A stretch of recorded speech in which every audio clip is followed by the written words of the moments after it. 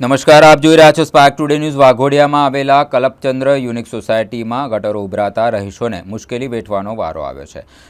સોસાયટીના રહીશોનું કહેવું છે કે વાઘોડિયા નગરપાલિકામાં તેમજ અન્ય જગ્યાએ રજૂઆત કરવા છતાં ગટરો ઉભરાય છે, કોઈપણ પ્રકારનો યોગ્ય નિકાલ કરવામાં આવતો નથી, જેને લઈને સોસાયટીના રહીશોને સૂત્રોચ્ચાર કરી મીડિયા સમક્ષ પોતાનો રોષ ઠાલ્યો હતો।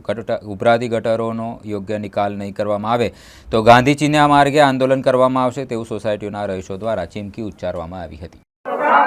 गंदगी साफ करो, उभराती गटर बंद करो, उभराती गटर बंद करो, गंदगी साफ करो, उभराती गटर बंद करो। भारत माता की जय। आज हूँ मारू नाम है चुनीलाल। हूँ इंडियन आर्मी आर्मोर्ड कोરની અંદર જ્યારે સર્વિસ કરું છું, જ્યારે રજા પર આવું છું ત્યારે મને ગટરની અને જે સોસાયટીની અંદર જો આ લોકો નાખવામાં આવી છે એમાં બહુ જ પ્રોબ્લેમ છે, કેમ કે આ સોસાયટીની અંદર એટલી બધી આ ગટરની જો ખરાબ લાઈનો ચાલે છે કે પાણી બહુ ઉભરાય છે। પાણી ઉભરાઈને છોકરાને બહુ ગંદકી થાય છે।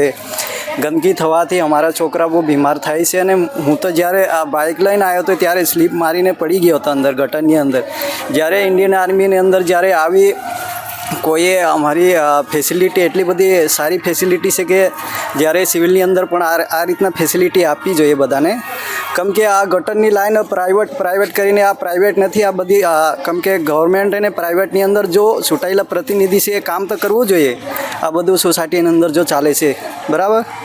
બસ કલ્પચંદ્ર યુનિક સોસાયટીની અંદર આજે ગટરના પ્રોબ્લેમ છેલ્લા 7 મહિનાથી રજૂઆતો અને આજે આ ફાઇલોનું એક ફોલ્ડર ભરાઈ ગયું છે આખું, છતાં એનું કોઈ નિરાકરણ માટે કોઈ પણ અધિકારી કે કોઈ જવાબદાર આરોગ્ય ખાતાથી લઈને બધી જ જગ્યાએ રજૂઆતો થયેલી છે, છતાં પણ એના નિરાકરણ માટે કોઈ પણ વ્યક્તિ આવવા તૈયાર નથી।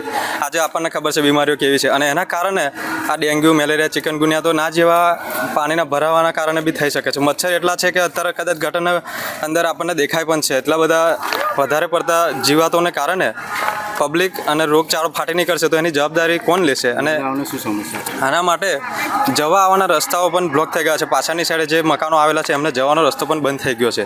તો આના માટે તંત્ર શું જવાબદારી લેશે કે શું નિરાકરણ આપશે? દરેક જગ્યાએ આરટીઆઈ પણ કરીને એનો જવાબ માગ્યો છે, છતાં પણ આરટીઆઈનો પણ કોઈ પણ પ્રકારનો રિસ્પોન્સ આપણને સોસાયટી તરફ એ લોકોને કોઈ પણ પ્રકારનો રિસ્પોન્સ મળ્યો નથી એ તંત્ર તરફથી, બરાબર। તો એના માટે ઉપરના અધિકારીઓ અને જવાબદાર હોદ્દેદારો અને નેતાઓ જે કોઈ હોય એ બધાને વિનંતી છે કે આનું કંઈક શોર્ટ ટાઈમની અંદર અઠવાડિયાથી ઓછા સમયની અંદર નિરાકરણ કરીને આપો કે જેથી કરીને આ જનતા જે હેરાન થાય છે એમાંથી મુક્તિ મળે।